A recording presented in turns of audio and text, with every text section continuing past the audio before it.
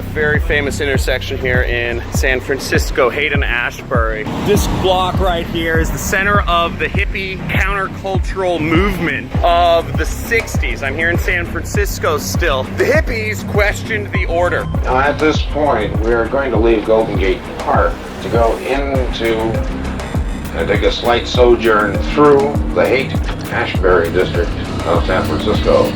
I think it's be a major historical event for this country. Stopped into a church. I passed along. The hippies questioned what was currently going on in America at the time. The wars, the government intervention, big government, etc. controlling our lives. What this video is about is how to escape the Matrix. How many people here have seen the Matrix and fucking loved it?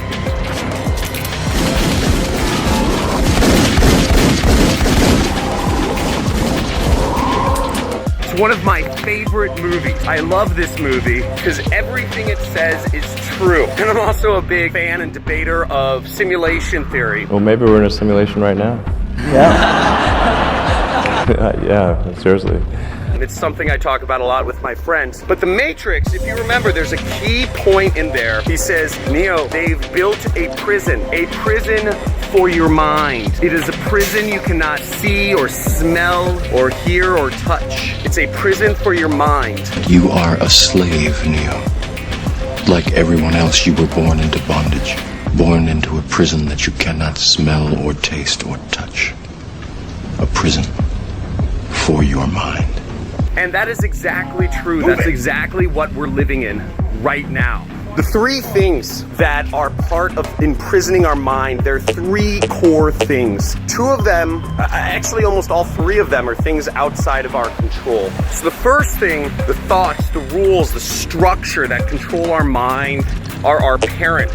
Tell us what to do, what to think, what the life trajectory is. Go here, go to school, go to high school. 4 years of this, 4 years of that, get a job, do this, etc. By the way, one of the nice things about Haight Street, you'll notice, is all these kind of old Victorian type mansions. See? By the way, on a side note, San Francisco is a fucking dirty city. There are bums everywhere, it's dirty, people are not very fun, and I mean, I don't know. For being one of the most expensive cities, I think it's the most expensive city in the US, and the center of the kind of new world, you know, the new tech world order or whatever that's coming on. It is a dirty city. There's so many people living on the streets here. It's actually really disgusting. San Francisco is home to more than 6,000 homeless people. I'm not gonna go too much into that, but it's just kind of a side note that one of the richest cities in the world is also one of the poorest and the dirtiest and the ugliest, but what have you. I do really like the big old kind of Victorian mansions though, or houses that this area is known for. Haight-Ashbury was originally built in the 1880s, just side note. So our parents feed us a lot of things. The second thing is the education system. Budgets for the U.S. Department of Education have continued to rise as educational results have continued to fall. It's a direct correlation, and I don't think it's a coincidence. Most governments are in control of the education system, and the education system is built to control our minds. It's built to push thoughts in us. Sit in nice little rows. Be complicit. Follow the rules. This is what you should do. You fit into these little categories. Work a job. Everything school teaches us, it teaches us to obey. Education was not done like this in the olden days. Education is built to put us at a loss from the very beginning. It's disgusting. And then the third thing is the media, the big news media, which is controlled by basically three companies or 3 or 4 companies. It's built to control our minds, and it's all hogwash. CNN, NBC, ABC, Fox, they're all fucking the same. And what scares the shit out of them is that people like you and millions, if not billions of other people are turning to YouTube, because YouTube is allowing independent voices into the situation, and it scares the shit out of people. They are now limiting the reach of videos that talk about things that are controversial or conspiracies. Who determines what is a conspiracy? The idea that the CIA ran secret mind control experiments was treated as an insane conspiracy theory of paranoiacs up until 1995. That year, President Clinton issued a formal apology on behalf of the US government, revealing that the speculations weren't just morbid fantasies of unstable individuals. The big brands that control, that are investors, and that are seeing the growth of YouTube. These companies are scared. Who the fuck determines what a conspiracy is? It's crazy. YouTube is limiting the reach of a lot of videos now, and this is a whole other issue, but they're limiting the voices of people. YouTube is catching on in a massive way as a platform because it is allowing the people to speak. It is allowing people to trade news and information that would otherwise not be traded, and thought points and viewpoints, and that the big systems or whatever, companies, brands, whatever that control the world don't like it. Some cool funky art. Look at all this stuff. Lots of cool little shops and smoke shops, coffee shops, and funky bars around here. Skateboard stuff, street art, etc. Kind of cool area. Oh, and here's Amoeba Music. They sell those big vinyl records here. Here, I'll show you guys. This is a shop that sells music.